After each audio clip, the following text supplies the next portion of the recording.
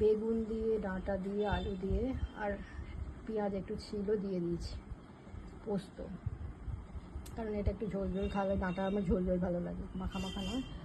আর এটা টেনে যাবে, এখন তো সবে হয়েছে, গরম করে সবে আনা হয়েছে, কিছুক্ষণ পরেই এটা মাখা মাখা হয়ে যাবে। বিউলির ডাল, বিউলির ডাল পাতলা পাতলা হয়, আমি ঘন ঘন করেছি, এর থেকেও পাতলা হয়। বিউলির ডাল একটু পাতলা, যেমন মুসুর ডাল পাতলা ভালো না, বিউলির ডালও কিন্তু আমি ঘন ঘন করেছি।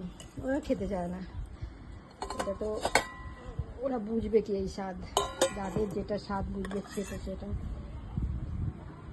আর এটা হচ্ছে গাজর, দেখা যাচ্ছে পেঁপেটা পেকে গিয়েছিলো একটু, আধ পাকা পেঁপে, আলু, বিনস, টমেটো তো দেখা যাচ্ছে খোসা। আর এটা জিরে ভেবে না মরিচটাকে ফোড়নে দিয়ে দিয়েছি, জিরে, কালো জিরেও দিয়েছি, প্যাকেটটা পাশাপাশি ছিল, হাত দিয়ে কোনটা নিয়েছি দেখিনি। এটা